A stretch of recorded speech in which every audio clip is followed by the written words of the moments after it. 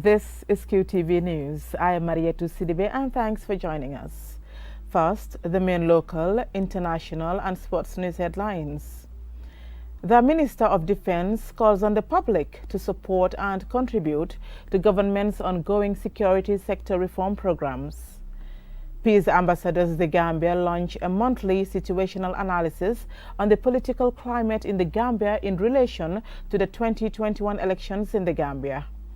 The TRRC has begun hearing from witnesses in the case of 44 West African migrants who were killed in the Gambia in July 2005. In international news, Ghana has become the first country to benefit from the coronavirus vaccines through the COVAX vaccine sharing initiative. In sports news, African champions Gambia defeated host Qatar 2-1 in Pool C of the FIVB World Tour one-star men's competition in Doha. Those were our main headlines. Now the local news in detail.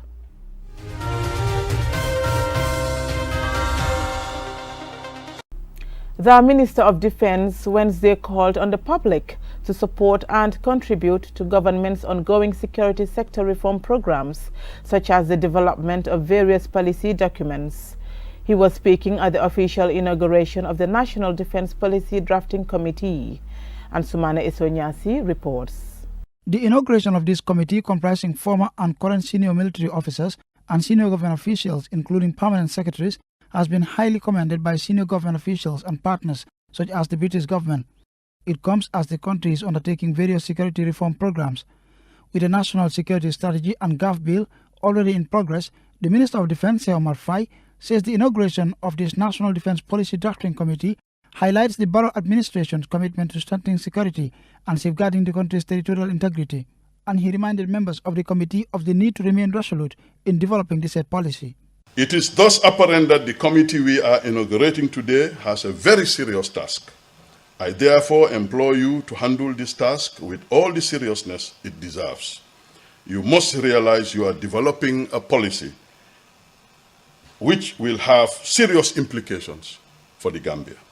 You therefore must deploy the qualities of patriotism, loyalty to the nation, and sacrifice in the discharge of your duties.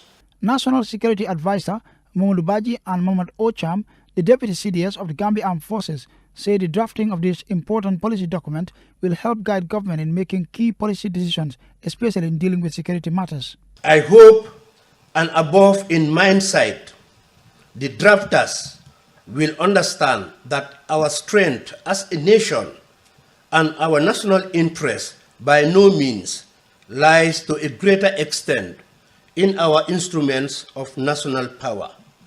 It is therefore hope and strongly believe that the outcome of this new defense policy and the subsequent supporting subordinate implementation strategies, policies, operational procedures, laws, regulations, and guidelines will adequately facilitate the implementation process of the reforms, transformations, and realignments envisaged in the Gambia Armed Forces in the ongoing security sector reform. Britain's High Commissioner David Belgrove says the inauguration of this committee is highly significant and went on to add that a well-functioning security sector is an integral element for promoting stability and economic development. I believe that to achieve our aims in this area, in national defence, then we must harness the skills and potential of our people. A culture in defence that innovates more, embraces diversity and allows more specialism to flourish will be important. With the country still in transition and various reform processes currently ongoing, it is hoped that once completed, the National Defence Policy funded by the British government will contribute greatly to the realisation of government's entire security reform agenda. Answana Sonyasi for Qtv News.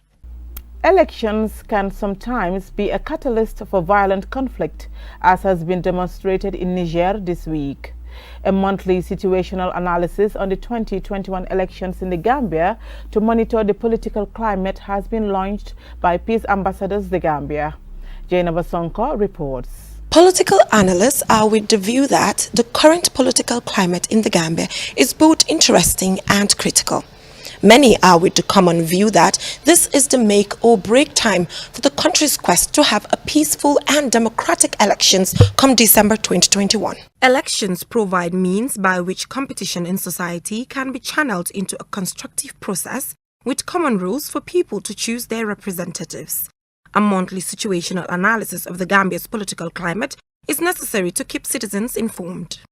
The reason why ambassadors are involved into this monthly situational analysis is because as a peace advocacy organization, we deem it necessary for us to be going around and then hear what people are talking, because many people are talking in different ways. Some people are, okay, we are asking where is the draft bill, where is the constitution, where is where are we? So we as a peace organization, we deem it necessary. These are things which are very important. To look at the political climate of the country.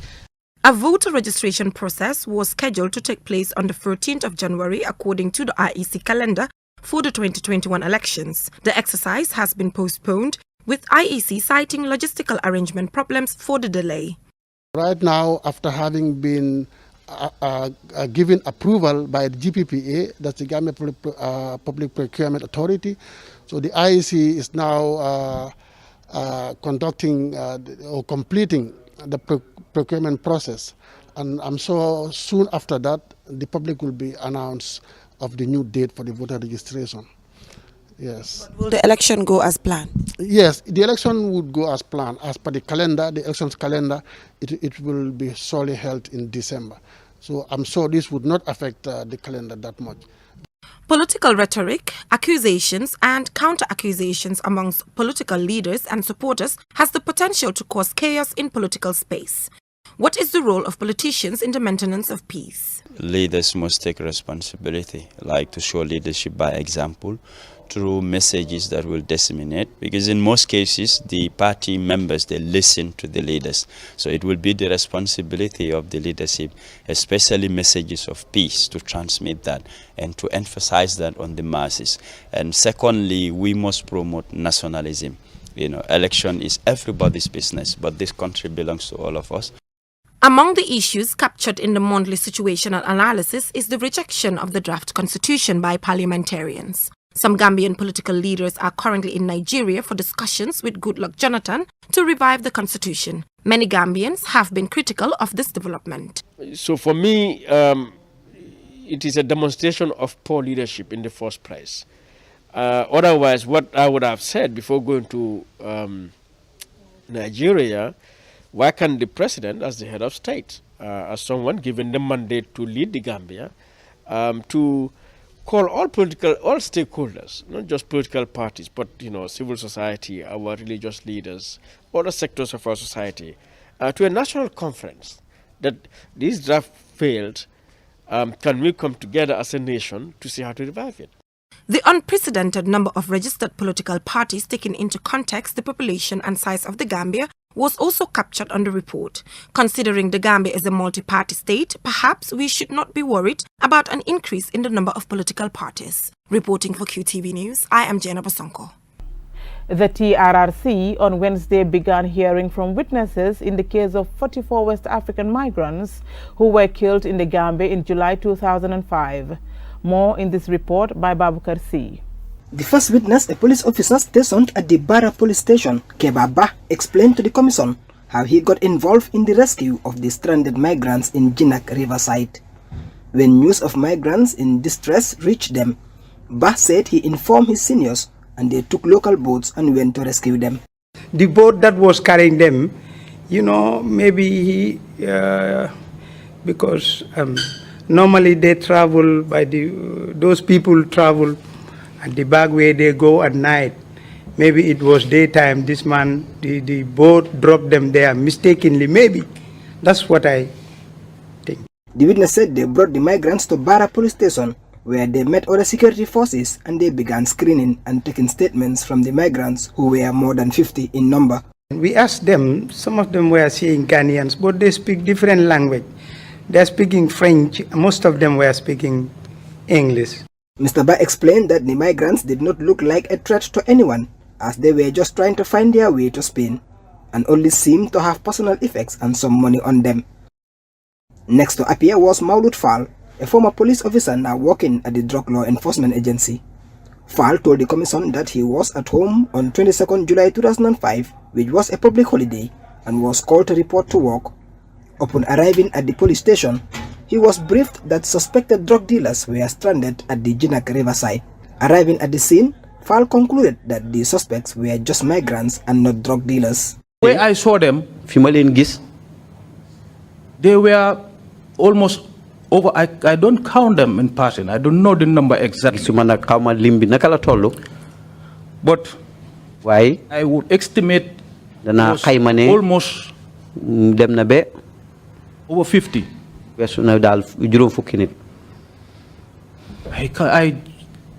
At that point of time, I believe that these people were migrants because they were not carrying things that would make me to believe that these people were, these people are drug dealers or whatsoever. But they were carrying just small bags, and these people look like people who were worried, people who were hungry. Immediately I feel something in me. According to the witness, the migrants were then escorted to Barra police station where they were searched and their details recorded. Fall then retired to his home, only to return the following day to find out that the migrants were escorted to Banjul immigration for further investigation. Babu Karsi, Qtv News. We will take a commercial break. Still to come, we have some more local, international and sports news.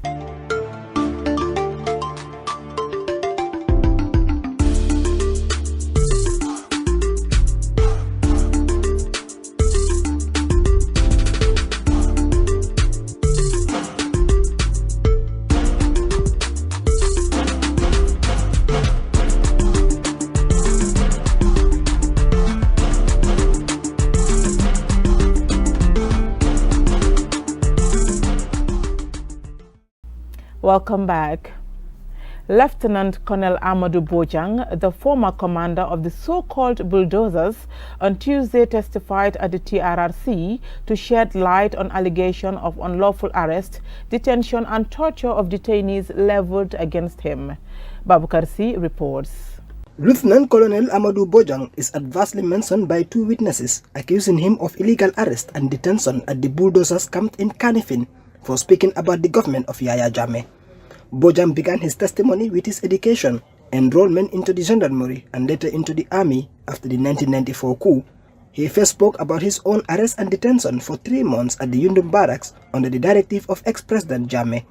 After his release, he was reinstated and posted at the bulldozers camp. The bulldozers task force was made up of about 150 security personnel, which consists of members of almost all the security forces in the country. The witness said he is aware of the arrest of Ibrahima Keita, Musa Fofana and Alassane Jallow, and confirmed that they were detained illegally, which beyond resulting to the violation of their rights. However, Bojang denied that the three were maltreated. He told the commission that he was not conversant with the law at the time. Of course, there were right violations. And you knew it at the time. That these were rights violations. Correct, Commissioner. Tonya. You knew you were violating the rights of these people, and you continued to do it with impunity. On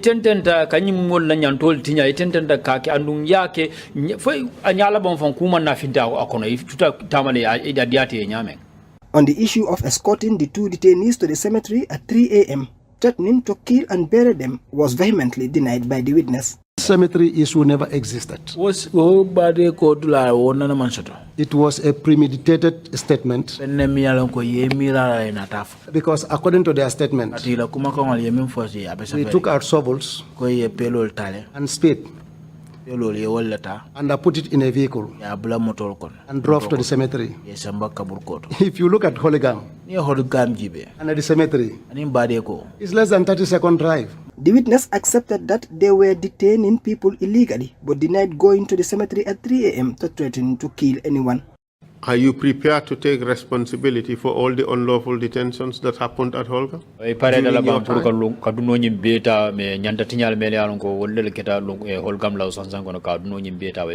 take the responsibility.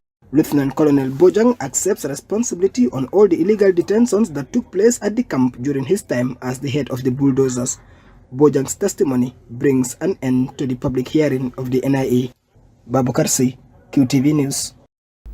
Car Power Ship, the Turkish energy company operating in the Gambia, on Wednesday presented over $8,500 to the Gambia Maritime Administration and Omar Malik Quranic memorization in Sukuta.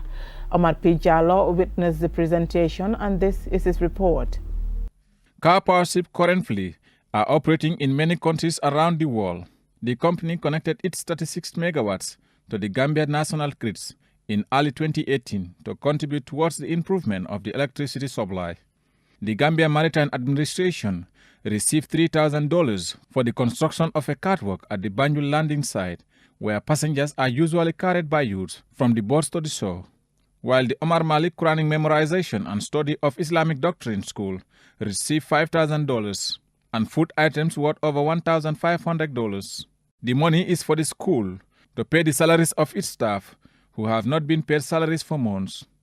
Car Power Ship project manager Yankuba Mambure said although his company is in the business of power generation, it looks at development holistically, and that is why it has extended assistance to the health, education, environment, institutions, and communities in the country.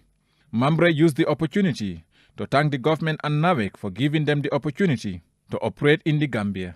We know that our primary mandate is electricity generation, but we have gone beyond that. We have seen to it that we should go over and above just providing our contractual obligation, which is electricity generation. We also have some legal statutory obligations, which we have been fulfilling satisfactorily, including to institutions like Public Utility Regulatory Authority, Gambia Maritime Authority, Gambia Revenue Authority, including National Environment Agency, etc., and so many other agencies in the country. Aside from that, we do place corporate social responsibility as a high priority because we believe that we should be giving back to the people. The representative of the two institutions thanked Car Power Ship for the gesture and said the donation will be put to good use. Thank Car Power Ship for this kind gesture that they have given us, and it will benefit us a lot. We just praying to Allah to increase them, and Allah, these things that they have done to embrace Allah's religion is not something that they have done in vain. This is a precedence that is very, very important, and will go a long way in the history of Gambia to be remembered their contribution. And because right now, as he said, what obtains is people have been carried by porters in and out of the cable boats on both landing sites. We have a lot of challenges where people are dropped in water or their items are damaged. The sponsorship has been lost, creating a very tough situation for the center. As a result, some of the teachers had to leave because they could not be paid and kids could not be fed. It was a real burden, and it has stretched the community support to its utmost.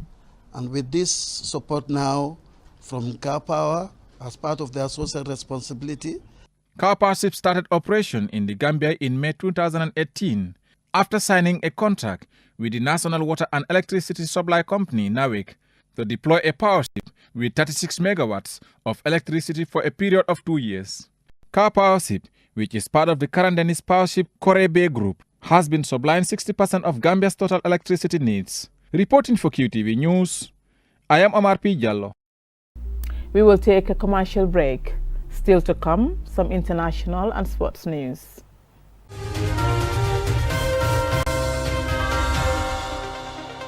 From the 1st of March, we will have a fresh new look on QTV News, bringing you all the top news stories. From the heart of QTV Newsroom. And on the ground from around the Gambia, come rain or shine.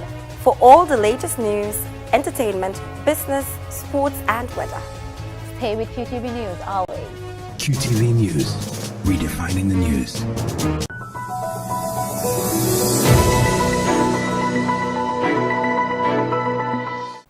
Welcome back. In international news, Ghana has become the first country to benefit from the coronavirus vaccines through the COVAX vaccine sharing initiative. A shipment of 600,000 doses of the Astrazeneca vaccine arrived in Accra on Wednesday. Aliou Cisse reports. After more than a year of disruptions due to the deadly COVID-19 pandemic, with more than 80,700 confirmed cases in Ghana and 580 lost lives, hopes are now high among Ghanaians that a solution has finally been found. The 600,000 doses of vaccines delivered to the Ghanaian capital were produced by the Serum Institute of India. The AstraZeneca vaccine, developed with Oxford University, whose team included a Gambian, Dr. Mustafa Bitey, has been approved by the World Health Organization. The program plans to deliver about 2 billion vaccine doses to 190 countries globally by the end of this year. The cover scheme aims to support poorer countries that may not be able to afford to pay for doses. It aims to reach up to 20% of the population of poorer countries at no cost to their governments. Most African countries are intended recipients of COVAX, but a number of them, such as Senegal, have been making provision for vaccines outside the COVAX initiative. Ghana was chosen as the first recipient after promising quick distribution, starting with healthcare workers. Ghanaians are expected to commence taking the vaccinations next week. In addition to healthcare workers, those over 60, people with underlying health conditions, and senior officials are due to be prioritized. The BBC reports that the WHO is leading this COVAX scheme and also involves the Global Vaccine Alliance and the Coalition for Epidemic Preparedness Innovations. In a joint statement, the WHO and the United Nations Children's Fund, UNICEF, said it was a momentous occasion and critical in bringing the pandemic to an end. Though the vaccines are not generally intended for children, UNICEF is involved in the scheme because of its expertise in procurement and logistics of vaccine delivery. The West African nation, Ghana, has a population of 30 million. The WHO said it was a major first step, but just the beginning. We will not end the pandemic anywhere unless we end it everywhere, it added. The scheme has so far raised $6 billion, equivalent to 4.3 billion euros, but says it needs at least another $2 billion to meet its target for 2021. COVAX has faced some criticism for not moving quickly enough. However, many countries, including Gambia, announced on Tuesday that vaccines will be administered soon. Reporting for QTV News, I am Aliou Cisse.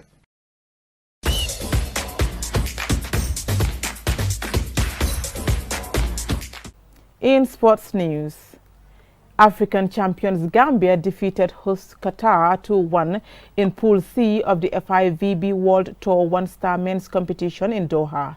It will mark the Gambian duo's second participation in the championship.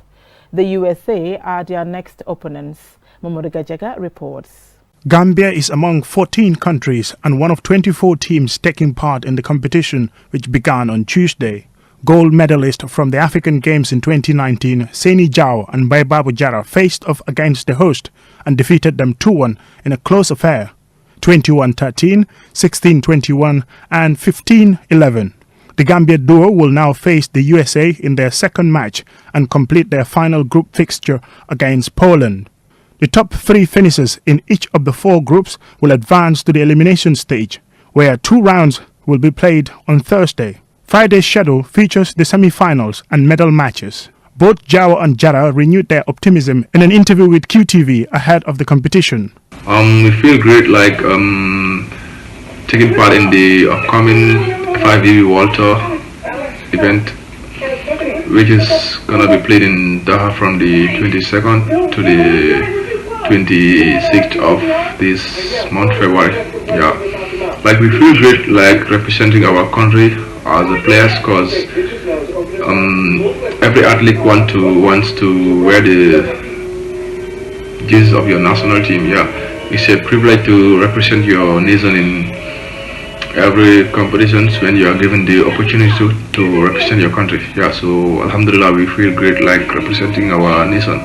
We've been ready for this competition mentally and physically. We've been training so hard for this past 4 months, and luckily we have a couple of few tournaments we are playing in Doha, so it's different, it's God's will, but for sure we will do our level best.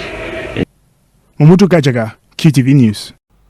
Having won Senegal's top prize 2 years ago, jockey Fallou Diop, a 19-year-old from Niaga, a western village in Senegal, hopes to realize his dream of racing in France next year after putting his skills to test and finishing first in 3 of his 5 recent races at the racetrack in Thiès, Senegal's third largest city. Yahya Jawa reports. Often used for agriculture and transport purposes, horses are an integral part of life in Senegal, and over the past 50 years, competitive racing has rapidly developed into a national pastime. Recently, Fallou Diop emerged as Senegal's most talked about jockey teenager, who has also gained international recognition. Diop is one of Senegal's most promising jockeys, having won the country's top racing prize when he was just 17. He hopes to begin racing in France next year, realizing a dream coveted by most of Senegal's foremost riders. According to Fallou, horse riding is a passion for his family, as both his father and grandfather always loved and supported horses, thus inheriting the practice. He said the elders taught them everything when they were young, which is how he became passionate about horses. Depending on the number of horses in a race, Diop can earn up to $600 per victory, which is 3 times the average monthly wage in Senegal. Fallou Diop lives in a house with 12 other family members in Niaga. With earnings from his victories, he has been able to fund a new roof for the family home. Diop's success is a source of pride for his family, especially father, who spent much of his life driving a horse cart around their village. His older brother, who also hoped to be a jockey, boasts of his brother's achievements to visitors. Fallou Diop, who dropped out of formal schooling when he was just 12, left a tailoring apprenticeship to pursue a career in racing. According to his father, he was so determined that he walked 10 miles to enroll in the nearest training program. Diop and other jockeys in Niaga are taught by Adam Bao, whose family has maintained horses for 3 generations. According to Bao, the young lad is gifted and says Diop could compete up to 50 years with his weight and size. Bao, who plans to send Diop to France in early 2022 to race for a French Senegalese breeder, said his initial plan to send him overseas was affected by the COVID-19 pandemic. Despite this, Diop's dream of making it in France, a country with a long tradition of world-class racing, remains strong and undimmed. When and if he does go, he will be carrying the hopes, dreams and best wishes of a whole nation. Yahya Jao, QTV News. Before we end this bulletin, let's take a quick look at our main stories. The Minister of Defense has called on the public to support and contribute to government's ongoing security sector reform programs. Peace Ambassadors the Gambia launched a monthly situational analysis on the political climate in the country in relation to the 2021 elections. The TRRC has begun hearing from witnesses in the case of 44 West African migrants who were killed in the Gambia in July 2005. In international news, Ghana has become the first country to benefit from the coronavirus vaccines through the COVAX vaccine sharing initiative. In sports news, African champions Gambia defeated hosts Qatar 2-1 in Pool C of the FIVB World Tour 1-star men's competition in Doha. That's all we have for you in this bulletin of the news. Join us at 10 for another bulletin. Thank you for watching.